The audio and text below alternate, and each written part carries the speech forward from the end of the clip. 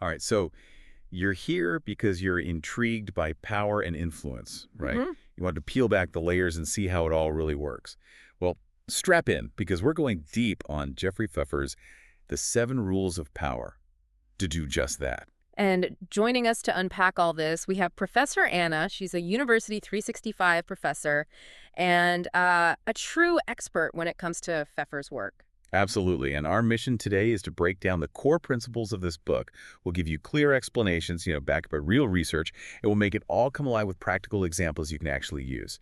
And look, we're not talking about like teaching manipulation here, all right? Yep. It's about understanding the real game being played, how decisions get made, how careers advance. Pfeffer's book has garnered some serious praise, and for good reason. Marshall Goldsmith called it the most straightforward guide to the essentials for succeeding in any organization. So it's really about getting to the heart of what works. Right, and Stacey Brown Philpott, she's a former CEO, she talked about how it's grounded in research, which is Yeah. super important to me, and it's particularly relevant, I think, for women navigating their careers. Yeah, for sure. Now, Pfeffer does acknowledge, right up front, that the topic of power can feel a little uncomfortable. Yeah. Some people even see these principles as kind of depressing or dark, and I get that, but the goal is to shine a light on these dynamics so you can actually play the game with more awareness and intention, right? Whether you're Mhm. going for a promotion, leading a team, or just want to make a bigger impact. I think that's key. All right, Professor Anna, let's dive into rule number one. Get out of your own way. What's the core message here for our listeners? Well, this rule really boils down to the power of self-perception. How you see yourself, it directly influences how others see you, and ultimately, the opportunities you get. Pfeffer has this great example of Rukiah Adams. She's a, super successful chief investment officer. And as a black woman in a field lacking diversity, she realized that power wasn't something she could just, wait for. She had to make it happen. So her experience shows how taking ownership of your power can unlock your talents and help you overcome barriers. Yeah, I mean, that's a powerful reframing. And Pfeffer also kind of warns against just relying on being ethical, right? Mhm. Or being a top performer. That whole idea that merit alone will get you noticed. Absolutely. While ethics and performance are important, absolutely foundational, Pfeffer points to research showing that, ethics training doesn't always translate into changed behavior. And even more importantly, even if you're performing at the top of your game, it doesn't mean people will recognize and reward that if it's not visible. That's where understanding power comes in. It's about making sure your contributions are seen and valued. He talks about this tendency for people to deny the role of power in their particular situation, right? Yeah, you see this all the time. People might think, well, my company culture is different, or my organization's too small for power dynamics, or my industry doesn't work that way.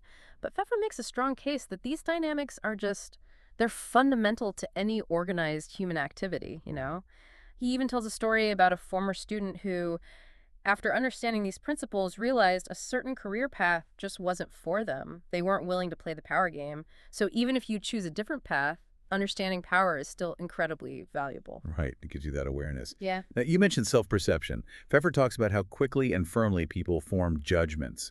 So how does that play into how we present ourselves professionally? Well, social psychology research shows us that first impressions, they happen fast, like within 10 seconds, and they tend to stick. So you got to be really conscious and strategic about the image you're projecting right from the start. Plus, if you're super judgmental of others or dismiss the role of power, you're actually going to have a harder time building the relationships you need to be effective. Makes sense. And Pfeffer highlights Inbal Demry's idea of reframing obstacles, particularly for women facing gender expectations. How can our listeners use this idea? Demery's concept is all about shifting your mindset. Instead of seeing obstacles as these, impassable roadblocks, think of them as information you can actually use strategically.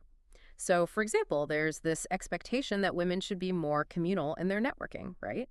Well, the reframe isn't to resent that, but to be super intentional about those relationships, making sure they're mutually beneficial and aligned with your goals. If being the only woman or person of color, whatever, in a certain context makes you stand out, then use that extra visibility to your advantage. And while women are often encouraged to advocate for others, Demery stresses that it's equally important to advocate for yourself, for your own needs and agenda. That's a great point. Allison Davis Blake, she said, the problem is that women feel like we need to be twice as good. And that really reinforces the idea that you need these power skills on top of being competent, right? Exactly. Competence is necessary, but it's not enough. Now, Pfeffer has this example about Christine facing a power play at work. Mm. What was the big takeaway there about self-perception? The key takeaway was how Christine described herself. By focusing on things like being the only woman, the youngest, the least senior, she was unintentionally downplaying her own status. Pfeffer flipped that by emphasizing her strength, her MBA from a top school, her analytical skills, the financial impact of her project. So you got to choose your words carefully, Highlight the powerful stuff and don't dwell on things that might undermine your standing. Right, like own your accomplishments. And he had some practical exercises too, right, for getting out of her own way. Yeah, he suggests this powerful exercise.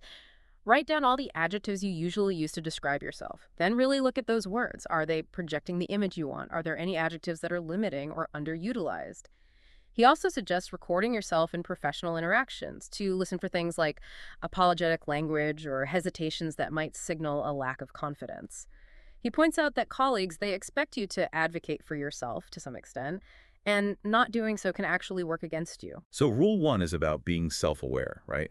Managing how we see ourselves and how we present ourselves to the world. Absolutely. It's about understanding where you fit in your professional ecosystem and being willing to adapt both your self-perception and how you project yourself outward so you can maximize your influence and impact. Love that.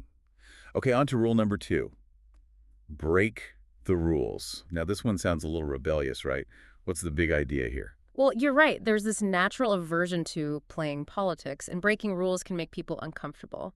But Pfeffer cites Rosabeth Moss-Cantor, who said, power is America's last dirty word, to illustrate how even talking about power can be taboo. But the reality is, strategically going against the grain can be necessary to move up and get what you want. It can be a real catalyst. He uses Christina Troitino's story at Sundance as an example, right? Like how she crashed that exclusive dinner series. Oh, yeah, that's a perfect example. Trotino, she wanted to get into the super expensive dinner series at Sundance. So instead of going through the usual channels, she just emailed a generic address, kept her message short and impactful, and presented herself as a Forbes writer. Then she kind of played it cool by delaying her response, which actually conveyed higher status, and then to top it off, she showed up with an uninvited guest just to challenge expectations. These little but bold moves made her seem important, and bam, she got access. There's that study he mentions, too, about a bookkeeper who suggested bending the rules, right? What did that tell us? That study found that the bookkeeper who was willing to bend the rules was actually rated higher on perceived power and volitional capacity, which basically means the ability to act freely and make things happen, than a bookkeeper who was super strict about following every rule. It just shows that a willingness to deviate can signal control and influence. Interesting. He even suggests that violating norms, even things like lying, although ethically there are obviously limits, can increase perceptions of power. Yeah, that's a more provocative point, for sure. And Pfeffer's careful to acknowledge ethical boundaries. But the idea is that when someone breaks the expected norms, it makes them seem like they operate by their own rules, which can project higher status and influence. Think back to Troitino, those small acts of rule breaking, the short email, the delayed reply, the extra guest, they all played into that. Right. He talks about Jason Calacanis, walking into offices unannounced early in his career. Yeah. That takes some guts. Oh, yeah, definitely. Calacanis, he was all about challenging those professional norms. He walked right into the admissions director's office at Fordham without an appointment. He pitched the dean for a job directly. It might seem unconventional, but it showed his drive, and it actually worked out for him. There's a key point he makes about why always playing by the rules might not be the best strategy, especially if you're not already in a position of power. Right. The rules are often made by and for the people in power, right? So if you're at a disadvantage, why stick to a system that wasn't really designed to help you? He brings up Ivan Arigwantov's study, how the weak win wars, and how underdogs, when they use unconventional strategies, they actually increase their chances of winning. Malcolm Gladwell talks about this too in David and Goliath. It makes sense, but breaking the rules is scary, right? We want to fit in. We don't want to get in trouble. Of course. We're social creatures. We want to be accepted. The trick is balancing that with knowing when to stand out, when breaking the rules might be your path to success. He points to people like Tina Brown. She got expelled from multiple schools, and Steve Jobs, Bill Gates, they both dropped out of college. Sometimes those unconventional paths lead to incredible success. So rule 2 isn't about being reckless or unethical. It's about strategically figuring out which rules are holding you back and being willing to break them in a smart way to open up new opportunities. Exactly. A lot of successful people got there by going against the grain. And Pfeffer extends this idea to the unspoken rule of not asking for things. He talks about research by Frank Flynn and Vanessa Lake showing that we're often hesitant to ask for help because we're afraid of seeming incompetent or being rejected. Yeah, that fear of asking, I think everyone can relate to that. Oh, for sure. But he has these great examples of people who strategically broke that rule, like Keith Ferrazzi. He negotiated annual dinners with a senior executive at Deloitte as a condition of taking the job, essentially guaranteeing access to top-level mentorship and networking. And then there's Reginald Lewis. He got into Harvard Law by making his case directly to someone during a summer program, bypassing the usual application process. He had this "what have I got to lose" attitude, which is key for this kind of rule breaking. Yeah, love it. Okay, let's jump into rule number 3. Appear powerful. So this one's all about how we present ourselves, right? It is, and it's so important because how you show up can really affect your career path and how much power and status other people give you. Pfeffer compares Tony Hayward, who was CEO of BP during the Deepwater Horizon oil spill, to Lloyd Blankfein, who was CEO of Goldman Sachs during the financial crisis. Their public appearances and statements, they painted very different pictures of their power and control. Hayward came across as very apologetic, almost trying to distance himself from the situation, while Blankfein was much more assertive, defending his company. Exactly.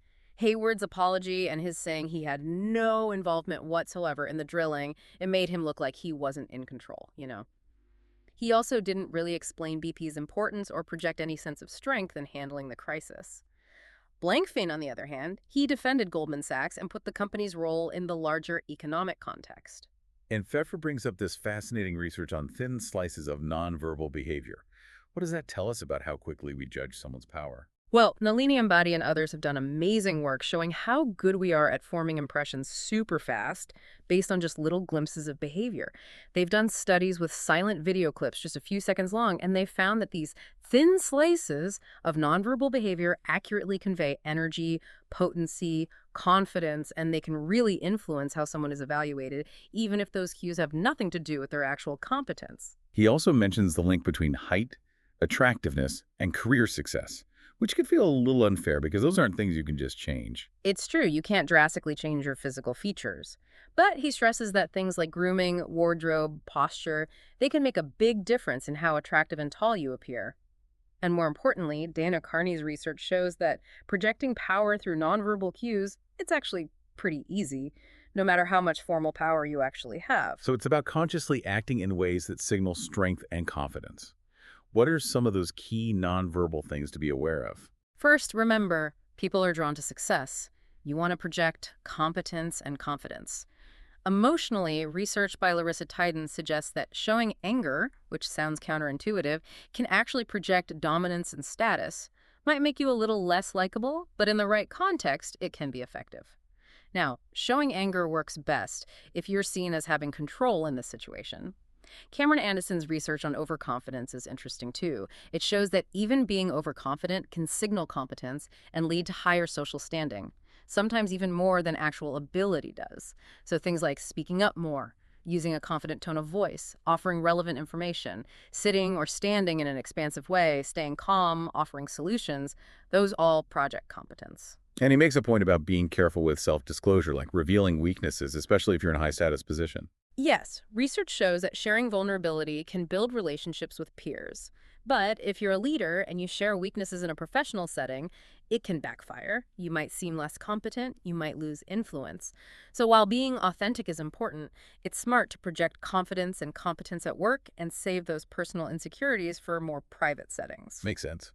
Pfeffer then dives into specific nonverbal cues that signal power and status. What are the key things our listeners should keep in mind? Dana Carney's done a ton of work in this area, and she's identified some key behaviors that signal power, status, dominance. And these seem to be universal across genders and cultures. Even primates do it.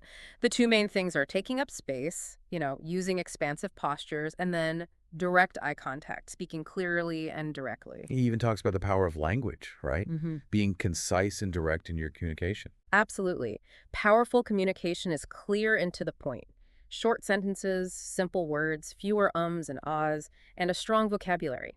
Pfeffer mentions the Flisch-Kincaid readability formula. It's a tool for assessing how clear and direct your writing and speaking are. Simpler, more direct language is often perceived as more powerful. It's amazing how much our appearance and behavior influence people's perception of our power, sometimes even more than our qualifications. It is, and Pfeffer brings up examples like Frank Abagnale from Catch Me If You Can and Christian Gerhardt's writer, who pretended to be a Rockefeller.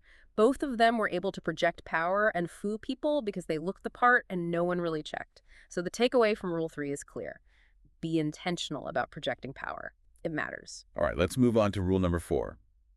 Build a powerful brand. This is about being proactive in managing your reputation, right? Exactly. It's about telling your story in a way that elevates you. Laura Chow, who works at Canaan Partners, is a great example. She made the Forbes 30 Under 30 list, which gave her personal brand a real boost and helped her get access to better investment opportunities in venture capital. And she used her podcast, Woven, strategically, right, to raise her profile and connect with important people. Oh, absolutely. By interviewing influential women on her podcast, she not only built relationships, but also gained credibility and status from associating with those high-profile guests. Pfeffer talks about how your reputation is partly built by who you surround yourself with and the platforms you're associated with. Chow also did other things to boost her brand, like blogging, writing a chapter in a book. All of that helped solidify her position as someone valuable for founders seeking funding. Pfeffer tells the story of Jeffrey Sonnenfeld's firing from Emory University, too. What's the lesson there about managing your brand, especially after a setback? Sonnenfeld's experience shows how crucial it is to control the narrative, especially when something bad happens. Initially, he was upset and didn't really fight back against what was being said about his departure. But once he started sharing his side of the story, culminating in a big interview on 60 Minutes, public opinion shifted in his favor and he ended up getting a settlement. The takeaway is that silence can hurt you. You have to get your message out there, control the story to protect and rebuild your reputation. So be proactive and tell your story, Yeah. right? On multiple platforms. Yes. Pfeffer talks about podcasts as a good tool. You can stand out by finding sponsors, having a unique angle, getting big name guests, and just being persistent, like Jason Calacanis. He also talks about how John Byrne, who wrote Jack Welch's autobiography, was arguably as responsible for creating the Jack Welch success story as Welch himself. That just shows the power of storytelling. Then there's Calacanis again, who created events like Angel University and Founders University, building both his personal brand and his network at the same time. It's interesting because building a brand also involves working with the media, but there's that whole self-promotion thing to navigate, right? Yeah, you gotta be careful. While some self-promotion is necessary, just bragging about yourself can turn people off. It's better to have others singing your praises, even indirectly through media coverage. Pfeffer talks about Nuria Chinchilla. She strategically built relationships with journalists by being accessible, understanding their deadlines, giving them valuable information, and developing real rapport. He contrasts that with executives who avoid the media, pointing out that Mark Benioff, who's very proactive with the media, often gets more favorable coverage. He also talks about being a little controversial, strategically, of course. That seems risky, but potentially rewarding. It can be. But Pfeffer argues that voicing opinions that others might be thinking but are afraid to say out loud can really get you noticed. He uses Jason Calacanis, again as an example, how he was willing to take on controversial figures, like Travis Kalanick. John Byrne's initial business school rankings for Business Week were controversial too, but they generated a lot of buzz and raised his profile. So being willing to say what others are thinking can make you a sought-after commentator. Leveraging prestigious affiliations is another tactic he mentions, right? Using Sadiq Jolani's career at Lufthansa as an example. Yeah, Jelani used his position at Lufthansa, a well-known airline, to network at high-level events like the World Economic Forum, and he co-taught at Stanford. This raised his visibility within the industry, and then that led to him giving a TED Talk, further expanding his reach, all because he strategically used his affiliations. Deborah Liu at Facebook is another good example. She realized that her team's work wasn't getting recognized until she started talking about it. Right. Their contributions were significant, but they were going unnoticed. Pfeffer also emphasizes the importance of framing your story in a way that resonates with people. Think about the classic hero's journey structure. It's more memorable and impactful. The key takeaway here is that if you don't tell your story, nobody else will. And even being subtly quiet about your successes can make people feel like you don't value them. So Rule 4 is all about being proactive, taking control of your story, using your connections and platforms, and getting comfortable with sharing your achievements and ideas. Exactly. Build a strong brand, and it'll open doors for you. All right, on to rule number 5. Network relentlessly. We all know networking is important, but Pfeffer takes it to a whole other level, right? He does. Omid Kordestani, who worked at Netscape, he was really talented, but his career wasn't moving as fast as he wanted.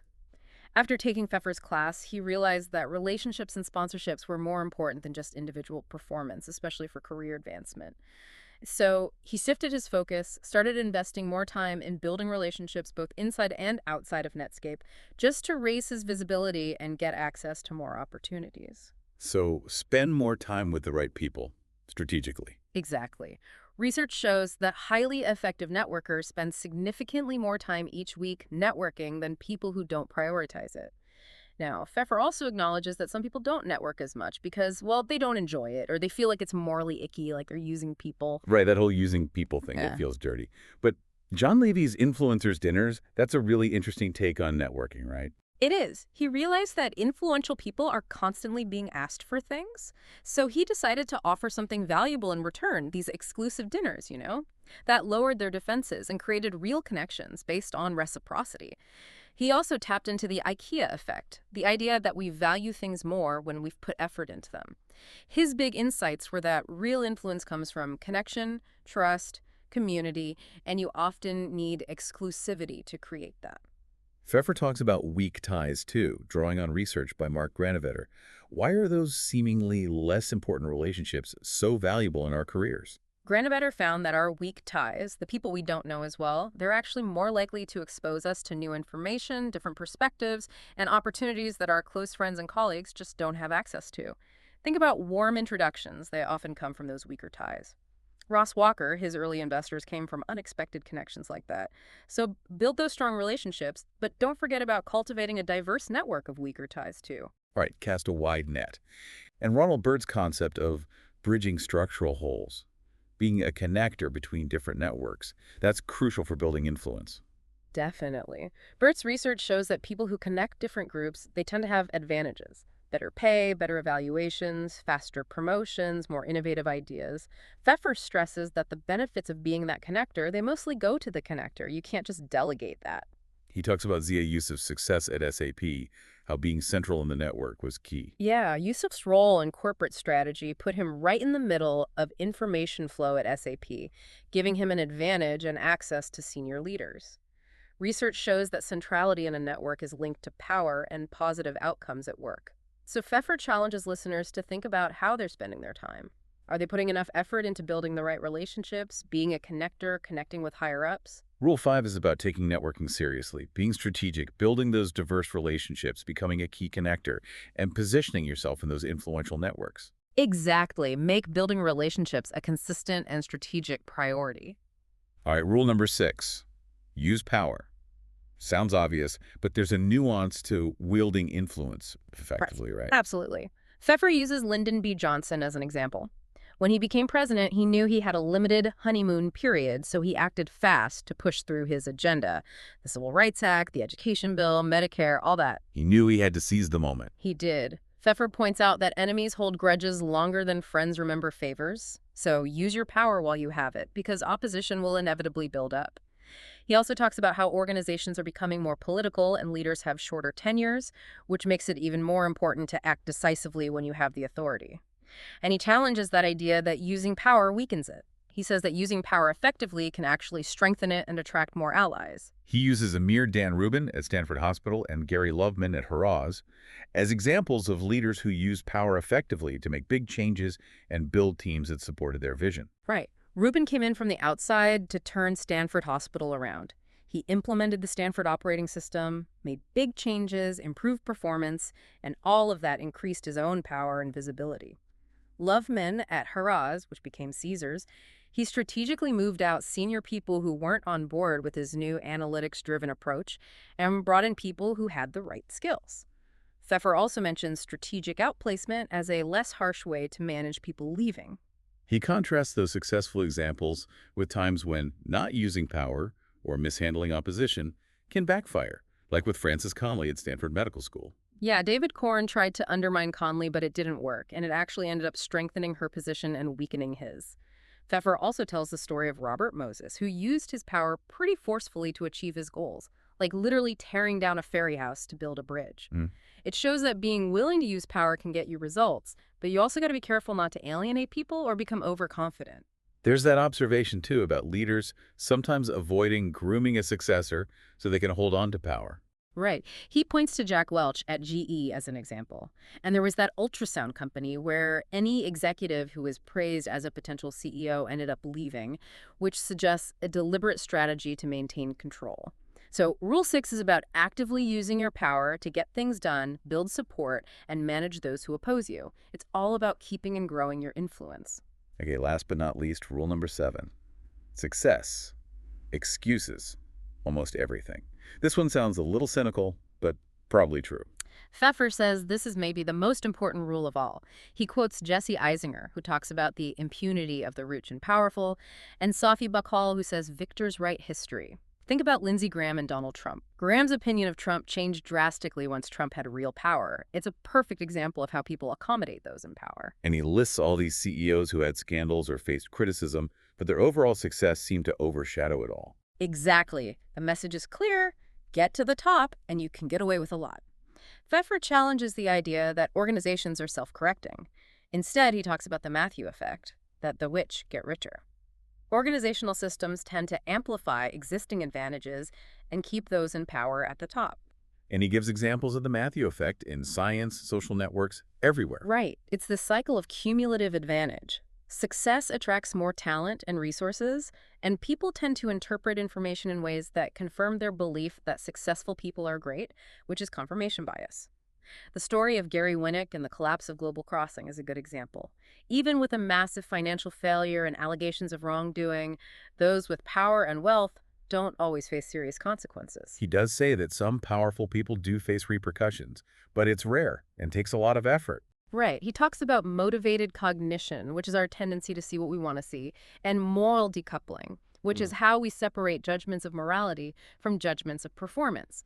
These are ways we justify our continued support of powerful people who might have done bad things.